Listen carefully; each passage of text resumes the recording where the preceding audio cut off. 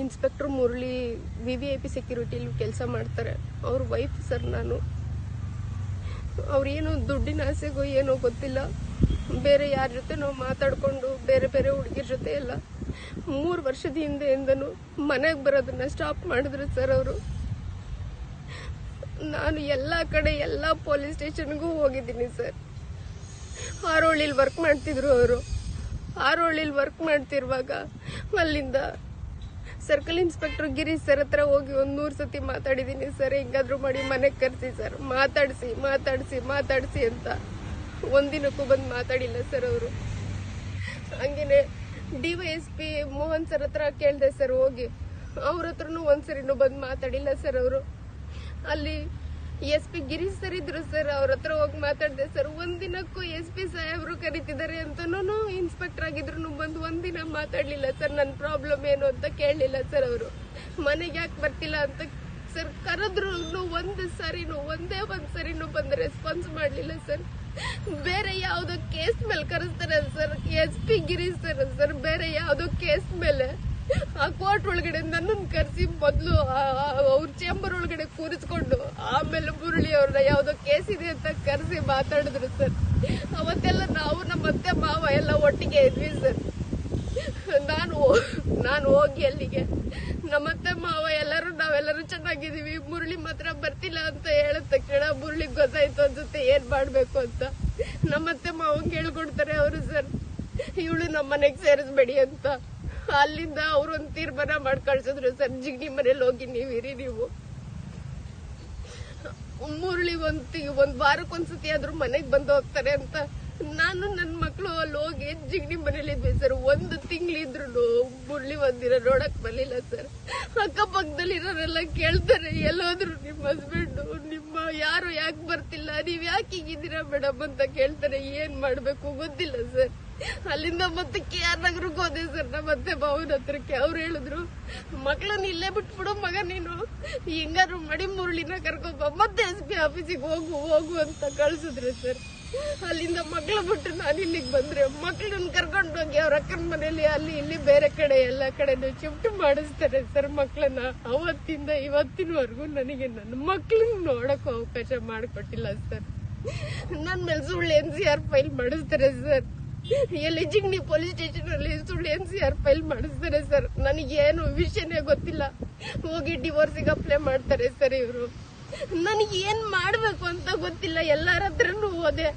ಅಷ್ಟ್ರ ಒಳಗಡೆ SP Girish sir change ಆದ್ರು sir. ಅಲ್ಲಿ SP ಇನ್ನೊಬ್ರು ಬೇರೆ SP ಬಂದ್ರು ಸರ್ ಅಲ್ಲಿಗೆ.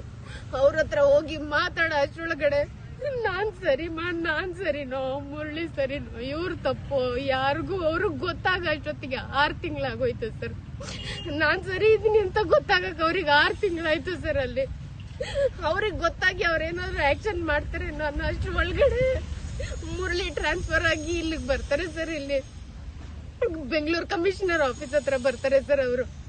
ಮತ್ತೆ ಅಲ್ಲಿಂದ ವಾಪಸ್ ಕಮಿಷನರ್ ಆಫೀಸಿಗೆ ಸುತ್ತಕ್ ಶುರು ಮಾಡಿದೆ ಸರ್. ನಾನು ಇಲ್ಲಿ ಬೆಂಗಳೂರಲ್ಲಿ ಅವ್ರ ಹತ್ರ ಹೋಗೋದು ಸರ್ ಹತ್ರ ಯಾರು ಮಂಜುನಾಥ್ ಸರ್ 100 ಸರಿ ಹೋಗಿದ್ದೀನಿ ಸರ್. ಮಂಜುನಾಥ್ ಸರ್ ಹತ್ರ ಅವರು ಕರೆಸಿ ಹೇಳಿದ್ರು, ಮಾತಾಡಿದ್ರು.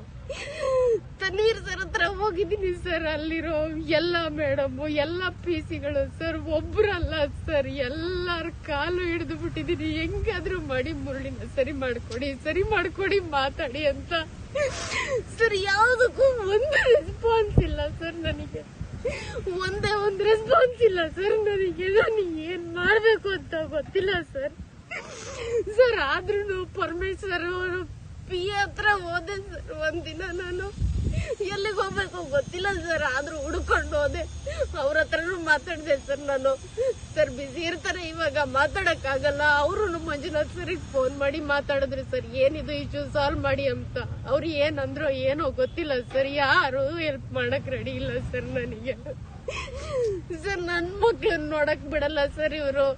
ಮುರಳಿ ಮನೆಗ್ ಬರಲ್ಲ ನಮ್ಮನ್ನ ಸೂಳೆ ಮತ ಮೀಡಿಯಾದವರು. ನಾನು ಇಷ್ಟೇ ಹೇಳ್ತಾ ಇರೋದು, ನೀವ್ ಎಷ್ಟೇ ಸಿಕ್ಕಾಕಿದ್ರು ನನ್ನ ನನ್ನ ಹತ್ರ ಒಂದ್ ಸ್ವಲ್ಪ ಕಲೆ ಇದೆ, ಅದನ್ನ ಪ್ರೂವ್ ಮಾಡ್ಕೊಳ್ತೀನಿ. ನೀವು ಇಷ್ಟೆಲ್ಲ ಮಾಡೇ ಇಷ್ಟೊಲು ಬಂದಿದ್ದೀನಿ. What you people are doing? ಏನ್ ನಿಮ್ದು ಮೀಡಿಯಾ? ಏನ್ರಿ ಮೀಡಿಯಾ? ರೇ ಸ್ವಾಮಿ, ಅಷ್ಟೊಂದು ಜೈಲ್ ಹೋಗೇ ಬಂದೋ ನಾನು ಸ್ವಾಮಿ. ನನಗೆ ಮೀಡಿಯಾ ನನ್ನ ಶಾಖ ಸಮಾನ. ಏನ್ರಿ ಕಿತ್ಕೊಳ್ತೀರ ನಂದು? ನಿಮ್ಗೆ ಯೋಗ್ಯತೆ ಇದೇನ್ರಿ ನಾನು ಕಿತ್ಕೊಳಕ್ಕೆ? ನಾನು ಬೇರೆ ಯಾವುದೇ ಲೌಡಕ್ಕೆ ಬಾಲಿ ಹೀರೋಗಳ ಥರ ಇಲ್ಲ ಸ್ವಾಮಿ. ನಾನು ಪಕ್ಕ ಆಕ್ಚುಲಿ ಲೋಕಲ್. ನನ್ನ ಟ್ರಿಕ್ ಮಾಡಬೇಡ್ರಿ. ನಿಮ್ಮ ಮೀಡಿಯಾ ನನ್ನ ಶಾಕ್ಟಿಗೆ ಸಮಾನ. ನೀವು ಅನ್ಕೊಂಡ್ಬಿಟ್ಟಿದ್ರೆ ಮೀಡಿಯಾದವ್ರು ಕಿತ್ತ ಹಾಕೊಂಡ್ಬಿಡ್ತೀವಿ ಮಾಡ್ರಿ. ರೇ ಸ್ವಾಮಿ, ಅವತ್ತೇ ಅಷ್ಟೆಲ್ಲ ಆಗಿ ಕೂಡ ನಂದೊಂದು ಶಾಕ್ಟಾನು ಕಿತ್ಕೊಳಕ್ಕಾಗಿಲ್ಲ ನಿಮ್ಮ ಮೀಡಿಯಾದವರು. ನಂದೊಂದು ಶಾಕ್ಟಾನು. ರೇ ಸ್ವಾಮಿ, ಇವತ್ತು ಆಕ್ಚುಲಿ ಒಂದು ಓಪನ್ ಚಾಲೆಂಜ್ ಕೊಡ್ತೀನಿ ಸ್ವಾಮಿ. ನಿಮ್ ಮೀಡಿಯಾದಲ್ಲಿ ಆಕ್ಚುಲಿ ಕೆಪಾಸಿಟಿ ಇದ್ರೆ ಮಾಡೋದಿದ್ರೆ ಒಂದು ಕೆಲಸ ಮಾಡ್ರಿ ಸ್ವಾಮಿ.